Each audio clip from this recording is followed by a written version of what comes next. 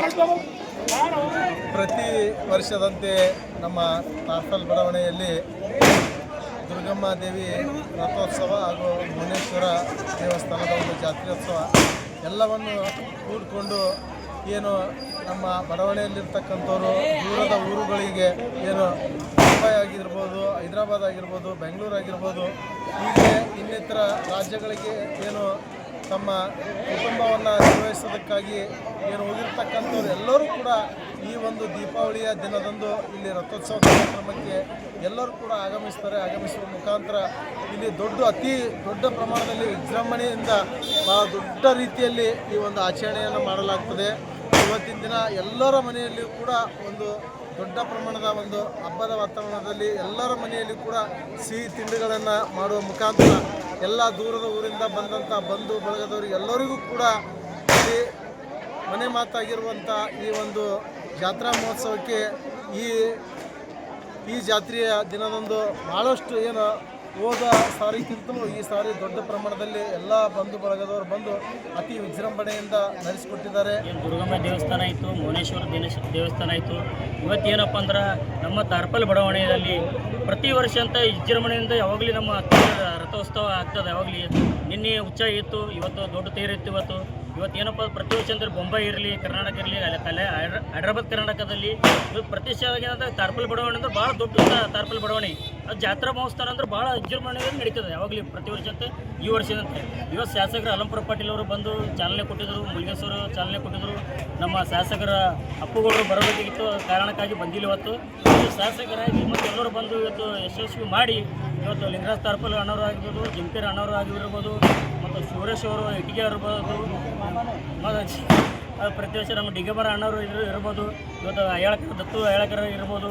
ಇವತ್ತೆಲ್ಲರ ಸಮ್ಮುಖದಲ್ಲಿ ಇವತ್ತು ಏನು ಜಾತ್ರಾ ಮಹೋತ್ಸವ ಏನಪ್ಪ ಅಂದ್ರೆ ಇವತ್ತು ಪ್ರತಿ ವರ್ಷ ಅಂತ ಈ ವರ್ಷದಿಂದ ಯಾವಾಗಲೂ ಏನಂದ್ರೆ ಹಬ್ಬ ವಾತಾವರಣ ಇರ್ತದೆ. ಯಾಕಂದರೆ ಯಾವಾಗಲೂ ಅಂದರೆ ನಮ್ಮ ತಾರ್ಫೆಲ್ ಬಡಾವಣೆಯಲ್ಲಿ ಹೋಳಿಗೆ, ತುಪ್ಪ, ಯಾವಾಗಲೂ ವಿಶೇಷ ಕಾರ್ಯಕ್ರಮ ಇರ್ತದೆ. ಯಾವಾಗಲೂ ಹನುಮಾನ್ ಮಂದಿರ ಈ ಒಂದು ಸುಮಾರು ವರ್ಷಗಳಿಂದ ಜಾತ್ರಾ ಮಹೋತ್ಸವ ಅತಿ ವಿಜೃಂಭಣೆಯಿಂದ ಈ ಜಾತ್ರಾ ಮಹೋತ್ಸವವನ್ನು ನಮ್ಮ ಹಿರಿಯರು ಮಾಡ್ಕೊಳ್ತಾ ಬಂದಿದ್ದಾರೆ. ಅದೇ ರೀತಿಯಾಗಿ ಯುವಕರಾಗಲಿ, ಹಿರಿಯರ ಸಮ್ಮುಖದಲ್ಲಿ ಹಿರಿಯರು ಎಲ್ಲರೂ ತಗೊಂಡು ಈ ಒಂದು ಜಾತ್ರಾ ಮಹೋತ್ಸವ ಪ್ರತಿ ವರ್ಷ ದೀಪಾವಳಿಯ ಒಂದು ಪಾಡ್ಯ ದಿನವನ್ನು ಆಚರಿಸಲಾಗುತ್ತದೆ.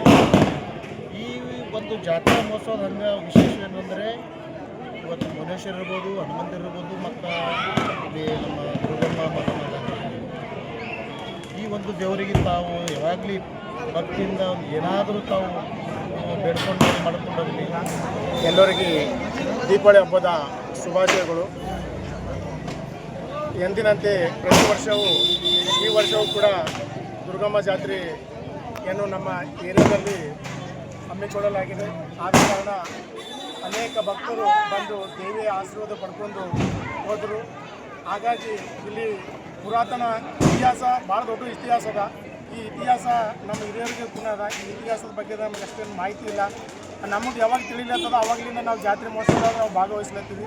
ಹಾಗಾಗಿ ತಾಯಿ ಎಲ್ಲರಿಗೂ ಸುಖ ಶಾಂತಿ ಸಮೃದ್ಧಿ ಆಯುಷ್ಯ ಆರೋಗ್ಯ ಕೊಟ್ಟು ಕಾಪಾಡಲಿ ಅಂತೇಳಿ ತಾಯಿಯಲ್ಲಿ ಬೇಡ್ಕೊತಾ